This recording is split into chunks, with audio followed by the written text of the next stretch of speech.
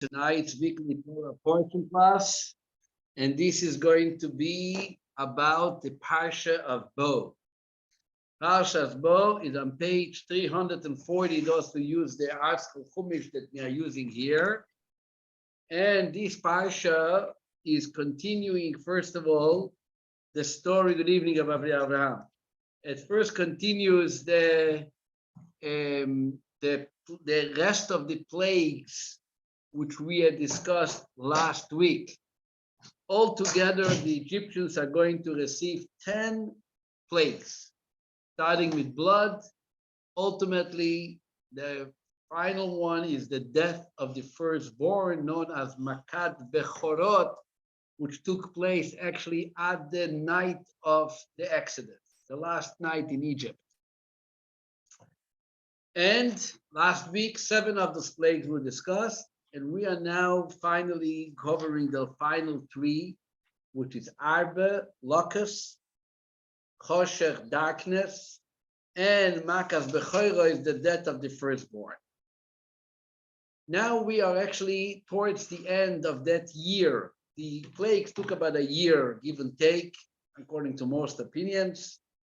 And we are now holding at chapter 12, verse 1 in the book of Shemot, where the Torah tells us regarding a special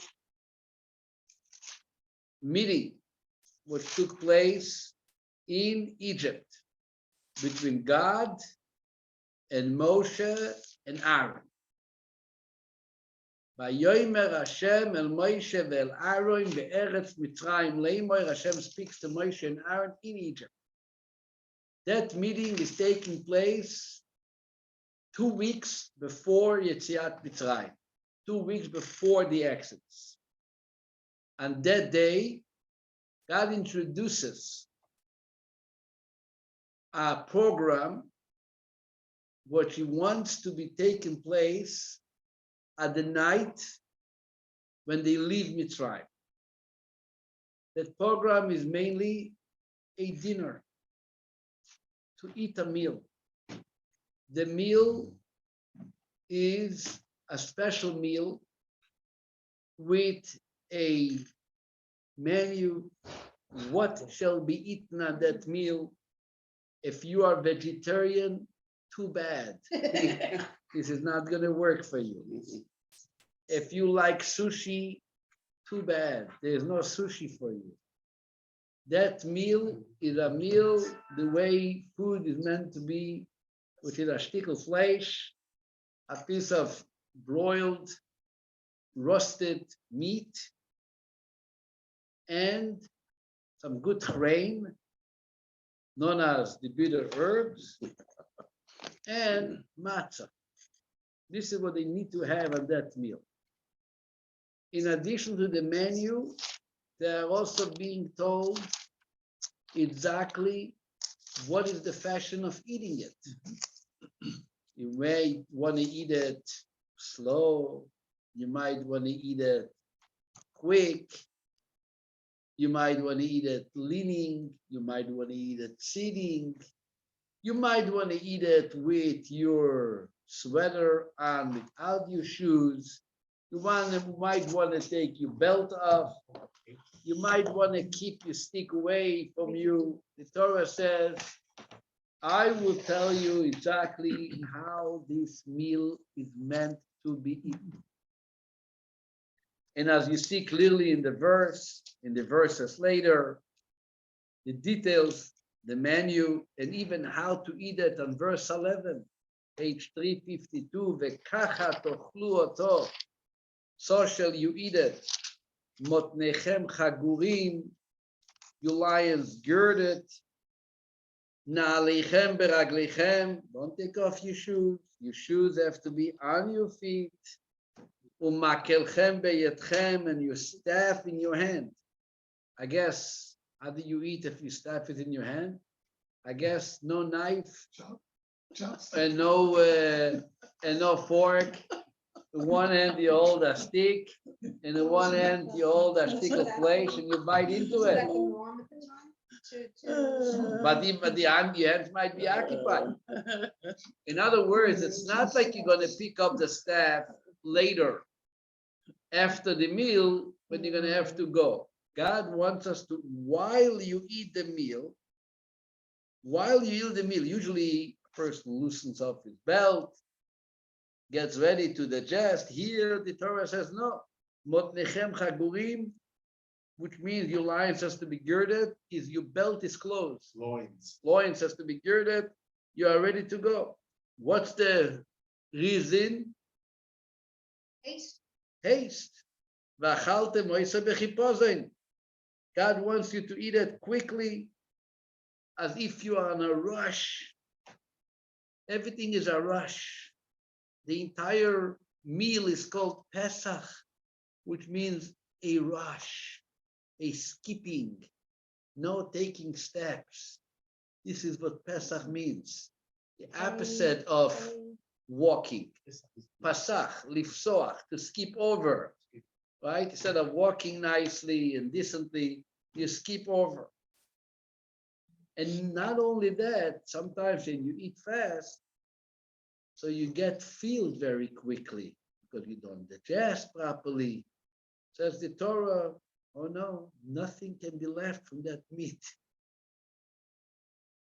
You have the night to eat it, and if something is left, you're going to have to burn it. There's no leftovers in the packets, in the refrigerator. Everything has to go. Can you give it to the dog? No giving it to the dogs. No, God forbid. There's a mitzvah called treifa. The dogs are going to give later the treif meat. You don't want the dog to And bark. the time is very specific. And like I said, matzah, morer, and as an introduction to that mitzvah, came also a number of very interesting details. Usually, you want to slaughter a sheep, you go to the market, you buy a sheep, you slaughter it. Here, God gives instructions. I want the sheep to stay with you at home for 4 days. Tie it to the bed. Tie it to your bed. No blemishes. No blemishes, you can have it non-examined, non-blemished, and leave it in the store.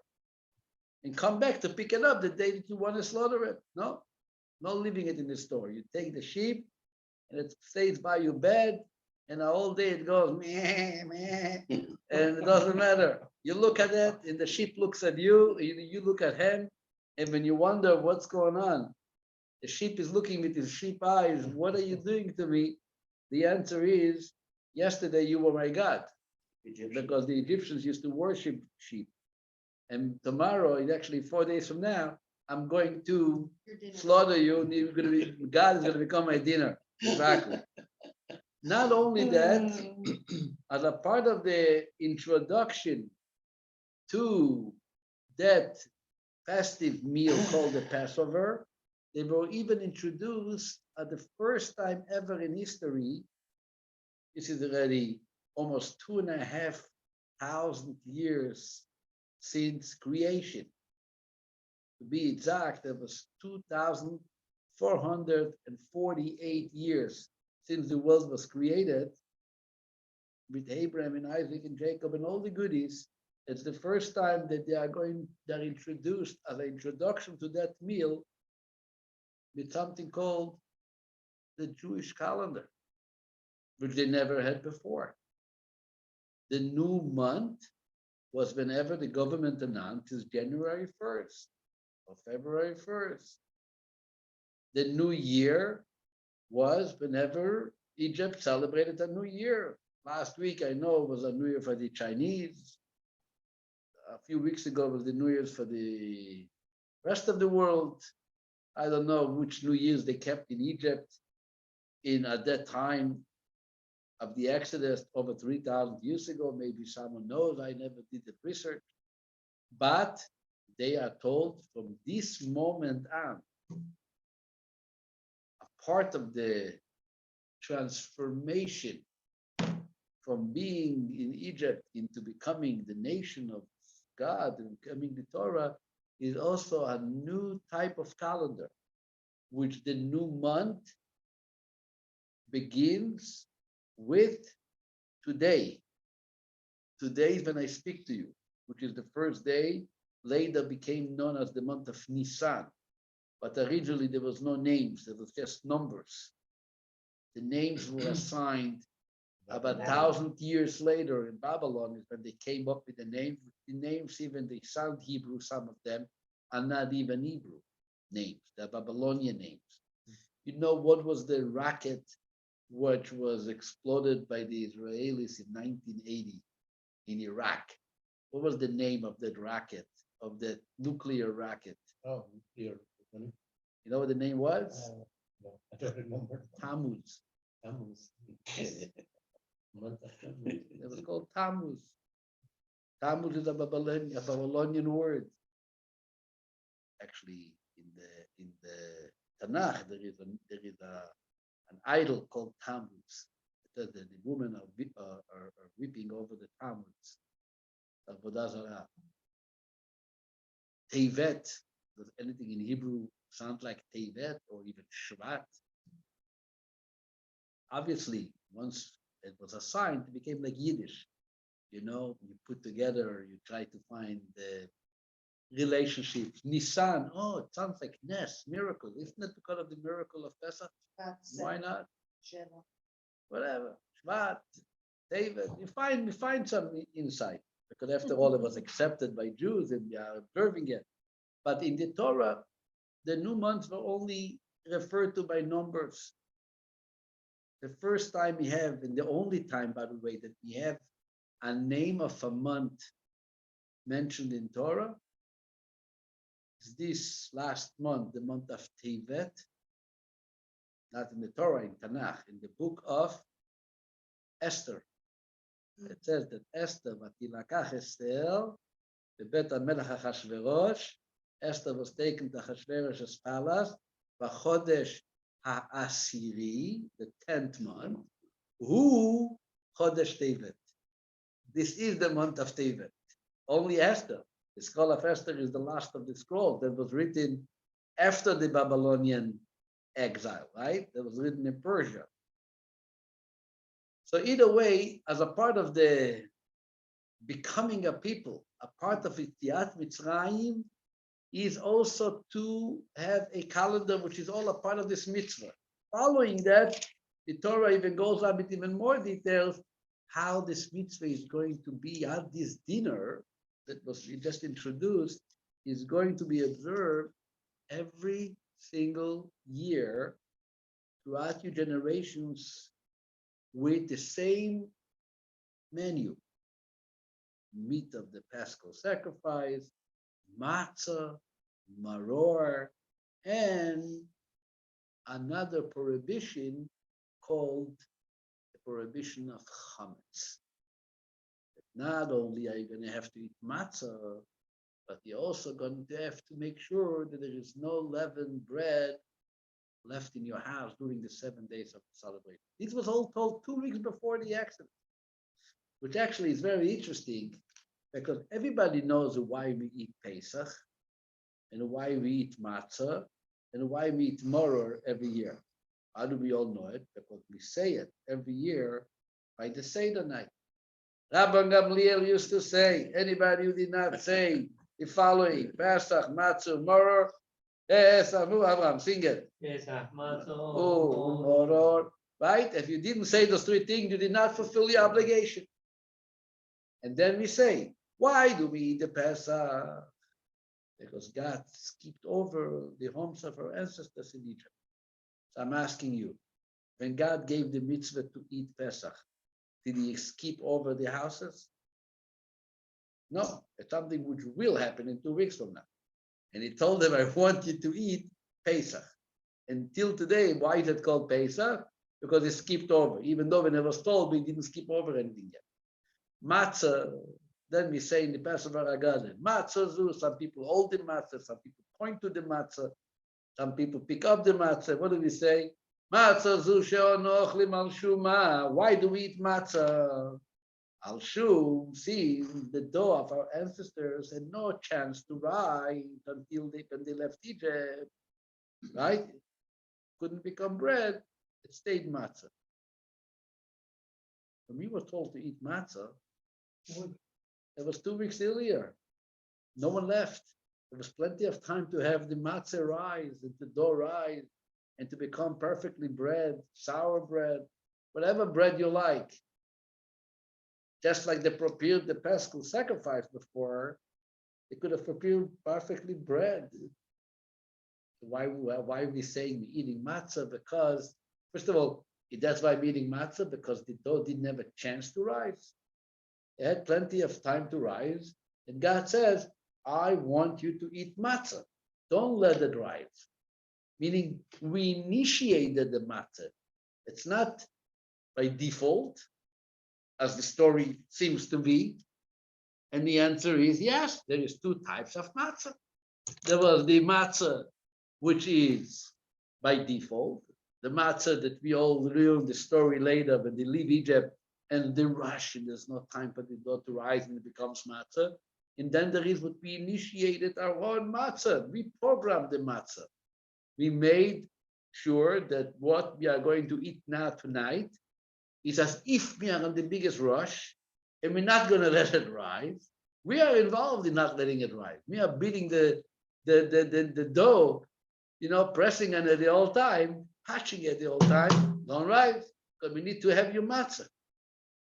So matzah is also because God knew that tomorrow they are going to experience a matzah experience. So I'm telling you now, you're ready to have matzah in regard to the future. And God gives us orders, it all makes sense. He knows the program, he knows what's going to happen.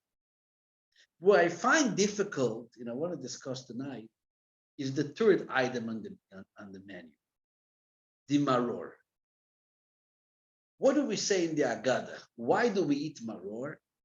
Al Shem shemereru avotenu hamitzrim et chayei avotenu b'Mitzrayim. We go back to the beginning of Shemot, right? The beginning of the story, and it says clearly, what did the Egyptians do to the Jewish people?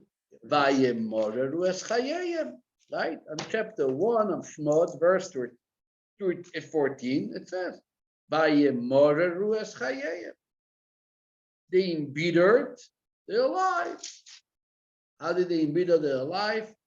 With hard work, with mortar and with bricks, and with every labor of the field.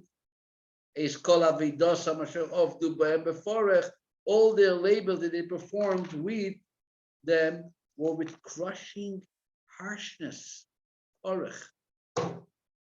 Crushing harshness. So clearly it says they embittered our life. So what does the Torah say? And we say at Passover in the Agada, some people lift up the piece of lettuce or the piece of horseradish. Some people point to it. What do they say? Why are we eating this bitter herb?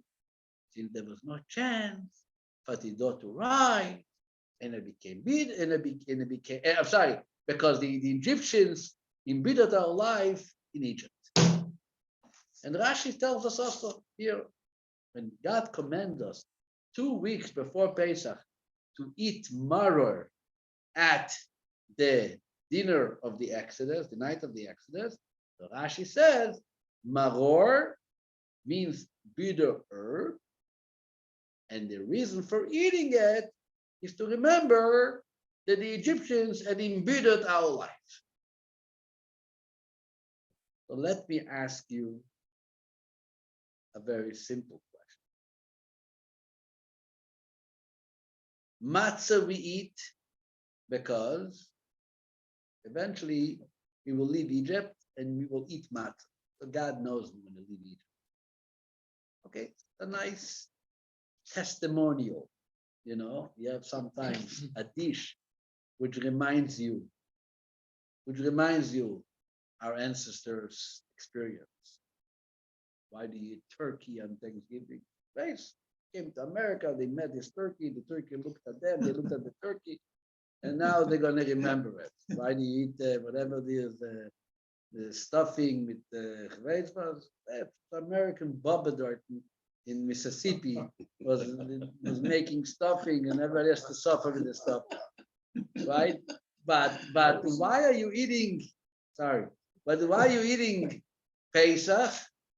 Because Passover, God is passing over, even though he didn't pass over yet, he wants you to remember that he passed over. You're telling me not 2023. You're telling me while being in Egypt, the night of the Exodus, to lift up a piece of lettuce, which is the bitter herb, and to eat it, to remember that life was bitter in Egypt. Is any bigger irony than asking a person who is just being liberated from Auschwitz, looks barely skin and bones. We all see the pictures. We all met people who were there. And I can imagine my grandfather, my grandmother with their number, couldn't even walk. They were nothing. So imagine comes in an American or a Russian liberator, right? Coming with their tanks, opening the gates, you are free. Oh, no, don't leave yet. Want to all give you some horseradish. So you should remember that life in Auschwitz is bitter. Are you crazy? You telling me about life in bitter? I look at my hand, I see the number, I can barely digest anything. It's you. This lettuce is going to convince me how Egypt was, how bitter it was. What kind of message possible is there with standing in Egypt and eating bitter? Matzah, we don't know why we eat matzah when we sit down for dinner in Egypt. Next day we find out. Ooh, remember last night's matzah? Now we understand God's wisdom. He knew that we're going to rush out and our bread is going to be remaining unleavened. Only he knew it. Whoever believed that Pharaoh is going to chase us out so quickly. Now it makes sense. Pesach, the meat. Ooh, God had in mind. He's going to skip over the houses. Neighbor next door had a firstborn dead. The neighbor on that side had a firstborn dead. What happened to our house? Skipped over. Pesach. Now I understand why he told us to eat meat to celebrate that skipping over. But why did he ask us to eat bitter herbs? What message, what idea, what can be accomplished by eating bitter herbs? The Baina Shalaylam. I am here, look at me. Commentaries are dealing with that question. Some say, seriously, that it's very easy to forget pain. Once you get out, there are some people don't even remember that we were 2 years ago locked up in our houses. Some people never forget. And I am actually identifying with the people who never forget it. I still remember the bothering of my kids sitting on 5 different computers, with each one with a Shugana Zoom, trying to figure out their classes, one in Chicago, one in Los Angeles, one is dealing with his teacher in Jerusalem, Menachem, finishing his rabbinic learning, Smicha, Moshe Yonah is in New Haven with his teacher, Shmuel is with his teacher in Chicago, Elimelech with his teacher in Seattle, and I'm like, I was never experiencing until today. I wouldn't say I have nightmares of it, not so much sugar, I'm not so sensitive, but I remember that it was difficult. I don't need to eat bitter herbs to remind me that this was a difficult time coming to Shul Shabbos, nobody is there, or even if we have somebody, one is sitting in that corner of the Shul, one sitting in the other corner, everybody with big plastic gloves on top of their head. Remember that? Right? Suddenly the Gabbai is not standing on the bima anymore. Nobody is getting called up to the Torah because even when they get up, they're standing on the side. I remember those things, especially the weddings. Ooh, how can you forget a wedding? I just spoke to Rabbi Elishevitz the other day, last week, about his sister's wedding. We all met his sister. He knew how much she waited to get married after her husband passed away, right after she was married first. And finally, she got a very nice guy and getting all excited. Even I was thinking to go to that wedding. I remember she used to come to Sukkot, and I thought I'm going to go to New York, getting married, Baruch Hashem, after so many years. And he had a drive-through wedding. She's standing there with her husband. She herself got corona, I think, the night before the wedding, or her husband got corona. And standing there with the big gloves. 10 people scattered, God forbid they should create a formal minyan. The governor just said, no wedding. And this was a March, it was before Pesach. She got married between Purim and Pesach. And some people are walking by, and like in the zoo, you say you watch the animal, you say hi, hello, and people are walking by, Mazel Tov, and at the same time, while they are standing in their little temporary, so to speak, so unattractive chuppah, at the very same time, Rabbi just told me last week, the scariest thing was every second, literally, an ambulance drove by, picking up people, screaming, calling, President Street, Kingston Avenue, Eastern Parkway. We all know that, Brooklyn had one of the greatest, experiences. And they are standing there, everybody is in fear. He has to come home to Seattle. He went with his sister. So we all, but 1 second, before you leave the wedding, have some lettuce so you remember that the wedding was a little bitter. Come on. What kind of thing is it? That's the question. We'll tell you a story, small story. The story is being written by a chassid. The name just skipped me. He was originally from Russia. He learned from the original students of the yeshiva in Lubavitch. Dvurtz was his name, Zusha Dvurtz. And he later, 1948, with the Polish passports, he also was managing to come out of Russia, known as the Ashalons, the train track, the train station, the trains that they went out from Lvov to Poland and then eventually to Germany, Chabad. It was in the first city we moved to Chabad, and he wrote some of his memoirs in a booklet called Zichronot Vesipurim. And he writes there as follows, that there was one shtetl, that they needed a rabbi. But happens to be that the macher, strongest person in the shtetl, was a non-chassid, who every person who came to offer his candidacy as rabbi, he said, before you even talk to you, before we interview you, you have to answer us the following question. If you give me an answer satisfying me, we will consider you candidates. What was his question? The same verse that we said earlier in the beginning of Shmot, that the life of the Jews were bitter in Egypt, by Moreru es Chayei, chapter 1, verse 14. So every word has what we call trop. Trop is the connotations that we have on the word, which tells us how to sing it with the tune. By Moreru es Chayei as the trop of Kadmo ve'azlo. It goes like follows. By Moreru es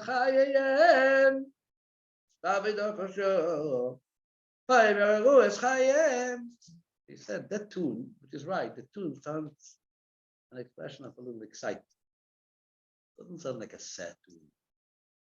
Sometimes you have tunes like, no, even next word. Here, the pronunciation and the tune being used is, he said, what are you singing? And they beat it all life. What's exciting about it? And no one was able to give him a good answer. And the shtetl remained with other rabbis for a long time. Then one day, a Chabadnik arrived in town. And he asked him the question. the Chabadnik tells them, I will tell you why we sing it. Because in Hasidus, it's being discussed that there is two identical feelings which are extremely different one from the other. One is called sadness, and one is called bitterness. Sadness is trait. Sadness is forbidden. Bitterness has energy to it. Bitterness is positive. And we read those words that they embittered our life, we realize the positive accomplishment of the embitteredness. And that's why we sing it. Now he heard something which he never heard before. And at that point, he says, okay, you are the rabbi. What did they tell him? What's the pshat? I want to talk a little bit about this concept. Sadness versus bitterness. This is something which the Alter Rebbe actually talks about in Tanya, chapter 31. The Alter Rebbe is the one who identifies this term, and he says that people make a mistake by confusing sadness, which in Hebrew sadness is called atzvut, with bitterness, which is called merirut or moreh. What is the difference between atzvut and merirut? Atzvut, sadness, is when a person looks at a situation and says, oh, I don't really think I can do anything about it. It's over. I'm dead. It's gone. It's not for me. I'm going to bed. Bitterness is when you say, wow, I'm on a loss here. How am I fixing it? I got to do something. I can't let it be like this. I must see what I can save, what I can protect. How am I getting closer? I can't remain in such distance. The example which Hasidim always give and learn, Perek Tanya, one of the explanations I got from my teacher is one of my teachers, I don't remember who. When you stand, God forbid, your house is burning down. Imagine a guy stands in front of his house, fire, flame. Is anybody happy at that moment? No, nobody. If you are happy, then you know that you were already overinsured. You were overinsured or over mentally disabled. But what happens? There are two ways of dealing with that. One person sees the fire and he covers his eyes. He starts crying. Oh, it's all gone. It's all over. It's over. I'm done. Everything is burned. And looks. Dismay. Everything is gone. Second person screams and cries, a fire. Anybody help? Please, water. I gotta save something. Let me try to protect family members, some money, some albums, whatever. Come in, take out. Running. Both are very upset. Both are crying their hearts out. One is in a state of atzlut, sadness, depression, done, defeated, done. The other one is full of life, full of energy, trying to see whatever can be done to save even something from this consuming fire. That's called merirus. By Chassidim, we knew one thing is 100% trait.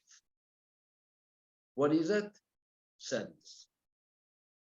There's a famous Hasidic saying that being sad is not one of the 365 negative prohibitions. Not an Avera. But to where sadness can get you, no very. Where sadness can lower you, where a person can descend because of being sad and depressed, no sin can carry you to such a lowly experience, even though it's not an Aved. And just like you look at treif meat, you don't even pick it up to see maybe, no heter, no looking for a maybe, treif is treif, and you don't even bring it near you. That's a chassid looks and said. But what happens that somebody has a good reason to be sad?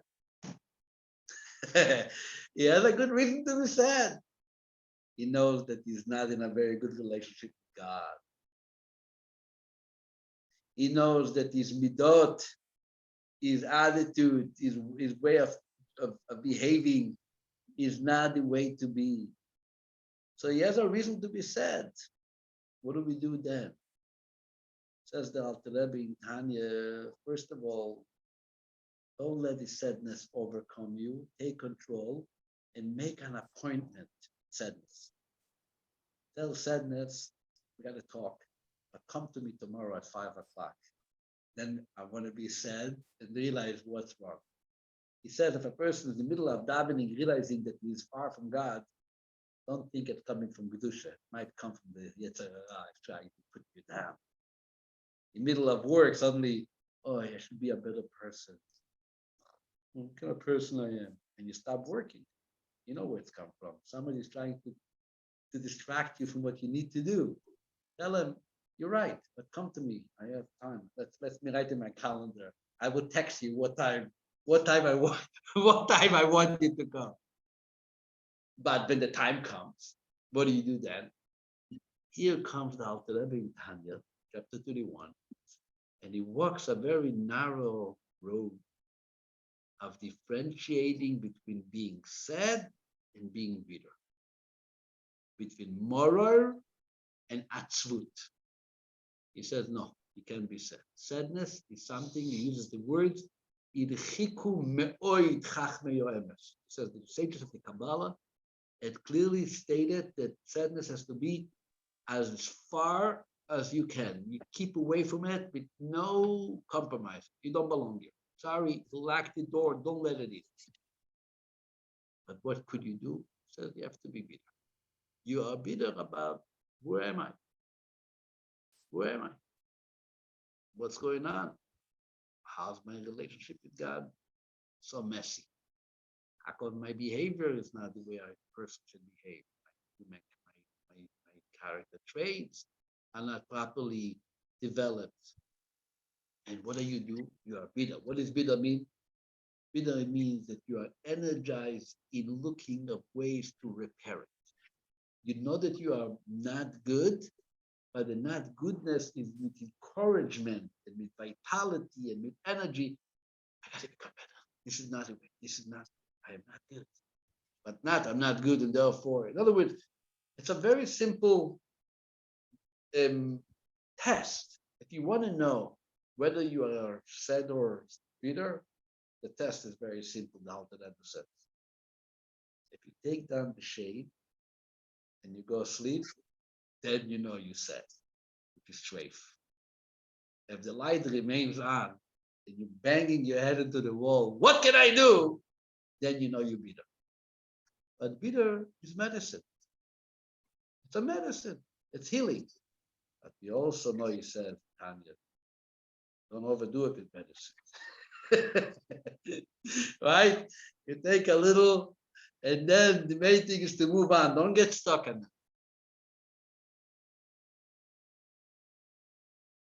Previous Rebbe says there were two Hasidim in the city of Babroisk. Babroisk is in Belarus, next to Minsk. Somebody else from Babroisk. Who is from Babroisk? Not Yuri, who is from Minsk? Who is from Babroisk? Oh, Yitzchak and Sima. They are from Babroisk. Think of Anyway, Babrois de Butuchsid, one was always very upbeat and happy, and the other one was in a state of bitterness. Fine. And they asked if there was a famous chassid in Babrois, Chaim Ber. They call it Chaim Ber Babroisker. So they asked if Chaim Ber Babroisker, Chaim Ber, tell us, look, both Hasidim, both are fiery Jews, both are working so strong with their prayer and so into their service of God. How comes one is bitter and one is happy? So he said, very simple. They are both thinking about their soul. That's what they are centered around. That's what they live with. The happy guy thinks about, where is my soul now? What kind of state is my soul? The limits of the body being confined in your limitation. But I'm doing good things. Do a mitzvah. I went to shul. I learned Torah. I was kind to someone. My soul will eventually enjoy this time of life. And that's why, what is he? That's why he's always happy. But he thinks about where the soul is getting to. The other guy, on the other end, also looks about his soul. But he realizes where his soul was. Soul comes from being with God, one. Free, unlimited. And where is the soul now? Again, locked up, confined in the body with the limitations of the desires, the passions of the body. And that's why he's upset. So you both view the same soul. One looks where it came from, where it's now, and one looks where it's now, but where it's heading to. And the one is being inspired with bitterness, the one is being inspired with joy. One is looking at the empty half glass and one looking at the full half. And that's the word. In Hasidus, by the way, there's a lot of insight into this sadness versus bitterness concept. There is an approach in Hasidus that sadness is actually a result of selfishness. You are selfish. You think you deserve. How come I didn't make it? And you get sad. How come I didn't make it? Who the heck are you that you feel that you're going to make it? But you feel, me, I. Then you get sad, whether it's financially, whether it's even in the service of God, in spiritual accomplishment. How come he's already holding, look at him, learning, reading, and where am I? And you get upset. The one who is bitter doesn't think about himself so much. He rather thinks about, where should I be? How comes I'm not there where I should be? It's not about me, where I belong to be.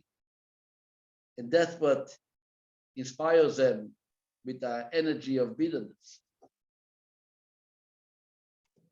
It's okay to get sad, right? I mean, you lose a relative. Right? That's not sad. This is sorrow. That's a different discussion. That's fine. It's kosher.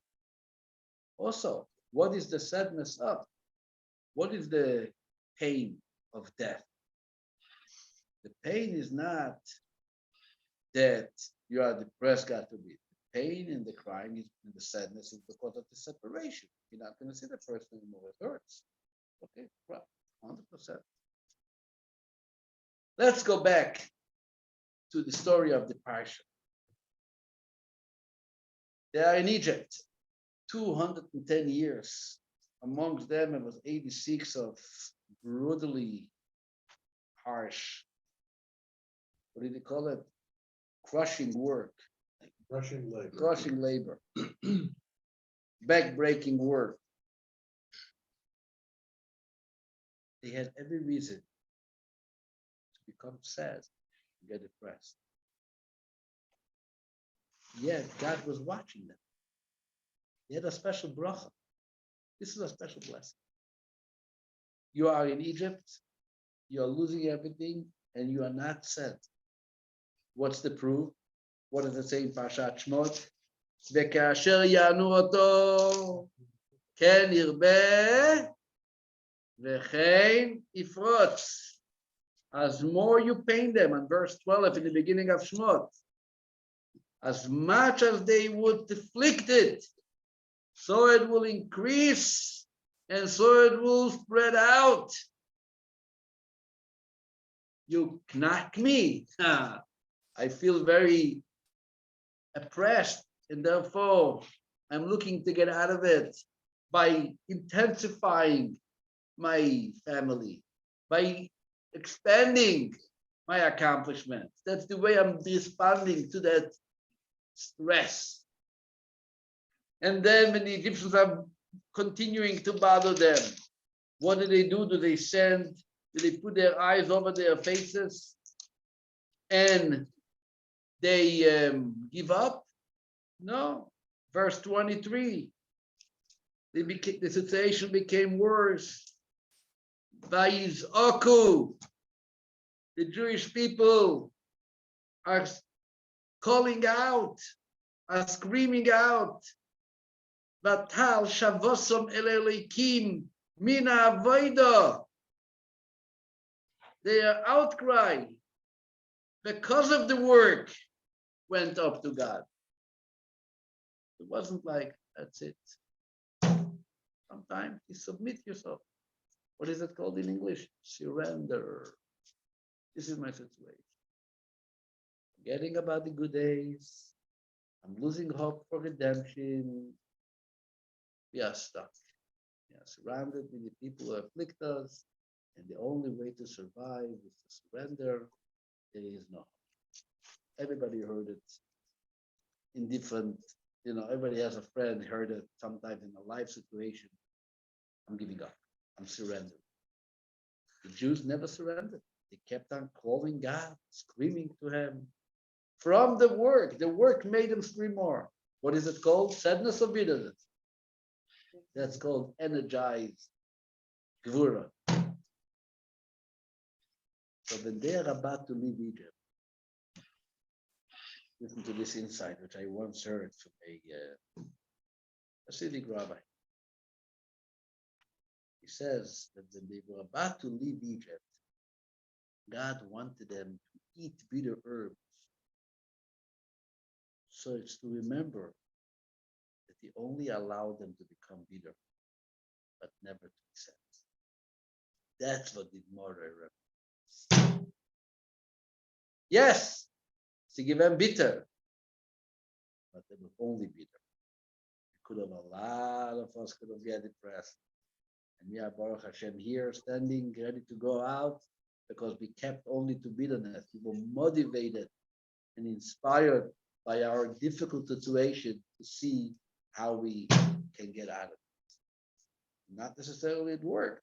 Eventually it worked. They were still every day the same situation, which actually fits. I find it fitting with an interesting Orach Chaim HaKadosh. The Orach Chaim, he writes in his commentary on the verse of Morer. He says that Morer is actually a part of the meat. He says God wanted us to feel at first time ever that we are actually self-sustaining people. We are actually self-respected people. We can eat not like a slave, but we can eat like a man. And this is he discusses is the roasted meat, which is a sign of greatness. God says, just meat, it's not yet great enough greatness. I want you to dip in that meat in something, in a good deep of grain. Dip it into something to magnify the statement that you are a free person and not a slave anymore. You dip into that. He said the moral is actually a dip. It's something which comes in association with the meat. I remember, I don't know if it tastes the same, I never ate it, I can tell you. One of our people actually here in Shul, He's there for many years already. But originally he did not keep kosher ever. When he started keeping kosher, I went to his house. And he koshered his house. And he had barbecued meat. And it was kosher. He bought it in that time, it was Albertsons and the island. And he bought a new barbecue. And his house was kosher. I was personally involved there. Dishes, bread, everything. And he likes to eat also, this person. So he sits there and I'm sitting next to them. He says, Rabbi, you don't understand. You know, if I can only dip this meat in sour cream. It needs sour cream. And I'm looking at him. What does meat have to do with sour cream? Beef stroganoff. He looks at me, he never understand. Yeah. Sure did. I hope never to understand. I still have many years to live. I hope I will never understand what it is. But he started keeping kosher. Then I realized that he's talking that he needs to toivel it. He needs to immerse the meat into something. I guess the sour cream gives it that.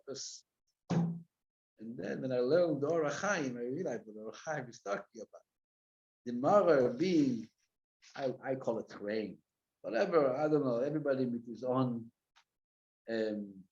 understanding and appreciation to what meat and when meat tastes better, what type of dip you need for it. You're talking kosher. Huh? Chimichurri. Cool. Yeah. What, I need something? Chimichurri, it's Argentinian. Chimichurri. Cilantro and garlic. Cilantro and garlic. Whatever it is. Okay? Call it ketchup. Mustard. Okay. Mustard's bitter. Ketchup, mustard. I had a nephew over here once for Pesach. And he made us go find them kosher for Pesach ketchup. I never thought there was such a thing of it. And he told us that I cannot eat the meat if I don't dip it into ketchup. Okay. American chocolatnik can eat ketchup. So the Orach because he says that the chrein was for the meat. What does it mean?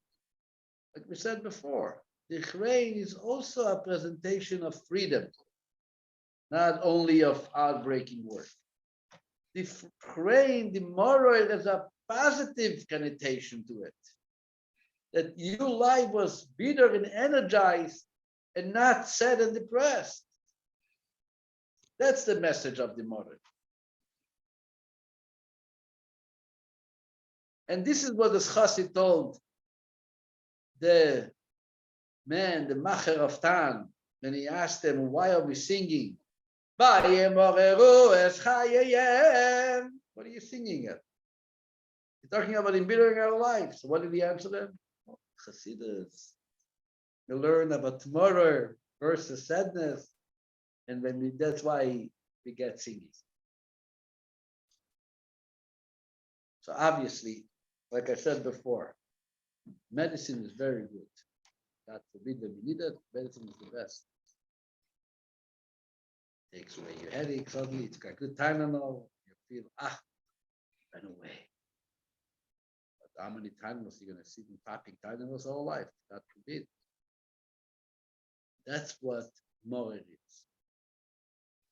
Even moroi, abyssal, kazait maror, continue with simcha. Ultimately, sadness, crave, not even a bit. Bitterness, kosher, but what do you call it? You have to have a measured amount of it. You know, you got to take it with moderation. That's the word I was looking for. Moderation.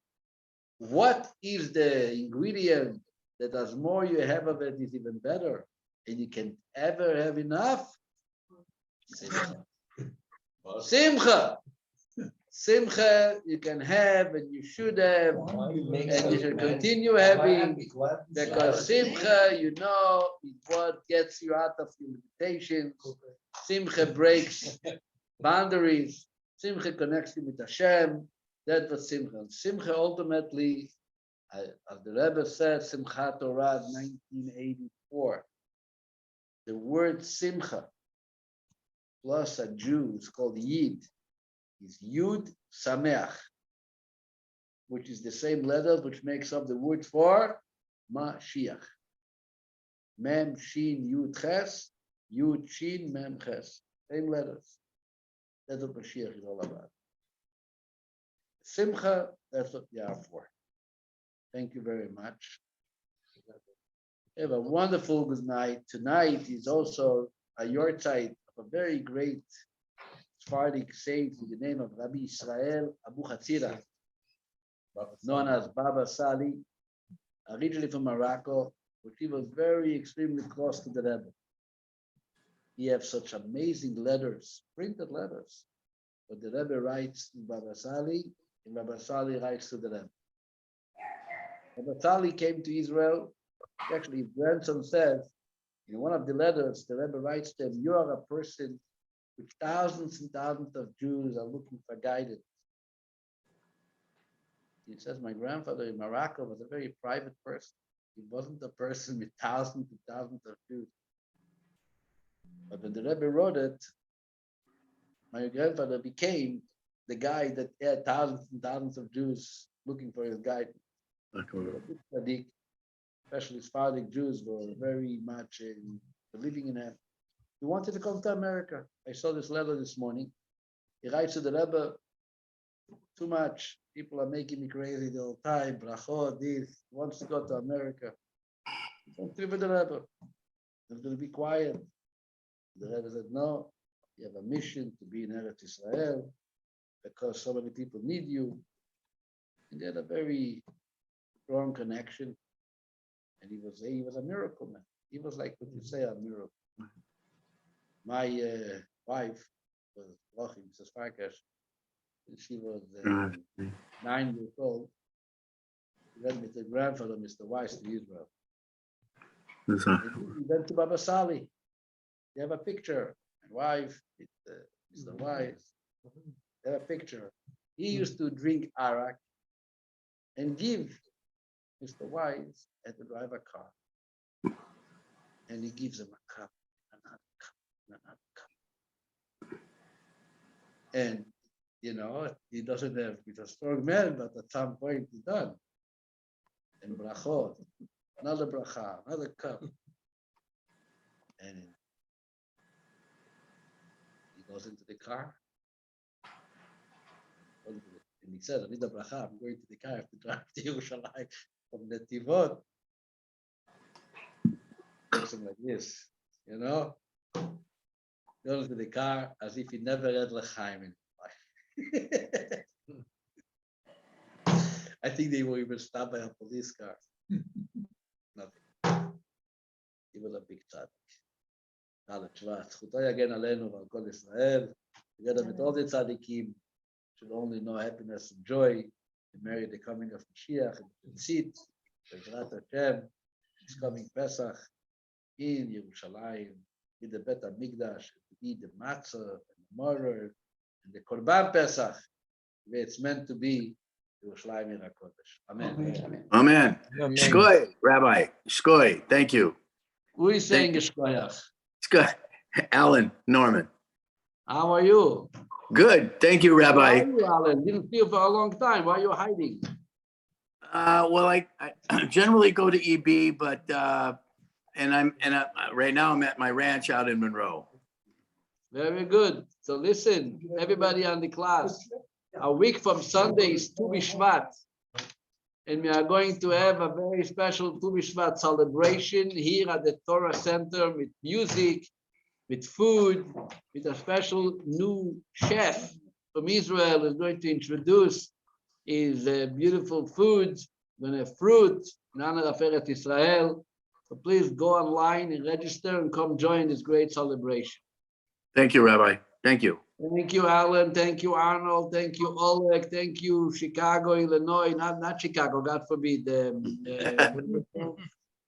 other place. Who else is here? Thank you, Rabbi. Yavena is here. David Normatov.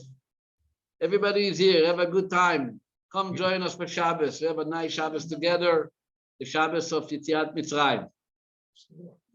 Yes, Karen, you are coming early as always. You are standing by the door.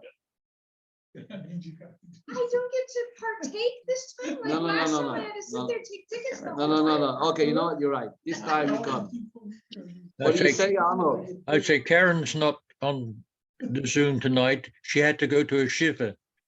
What happened? Who died? Marsha, whatever her name is, grandmother. I think she's 90 plus. 90 I think plus is she's- young. I think she's even older than me. I met a 97-year-old Jew 2 weeks ago in Shul. His name That's is me. Arnold. Yeah. And I asked, I mean, what having a discussion about a few people about the table, what happens when you get older? How do you feel like that? So I said, I'm going to ask this guy next to me, Arnold. I said, Arnold, what does it feel? He says, ask me when I'm getting older. Very good. Have a good night, everybody. I'm going to get going, Okay. okay? All the best. Okay. Thank you. Bye. A little bit of Laila a tov. structure, but never be Laila said. tov. Like gesund. Laila tov. What is the solution? For what? Plague, and what does it mean? Plague means makkah. Not Magifah. Which means what? Magefa means a plague, actually. You're right. Magefa means a plague. But they don't say 10. What is It's the, the 10 plagues. That's what what they is the say. definite?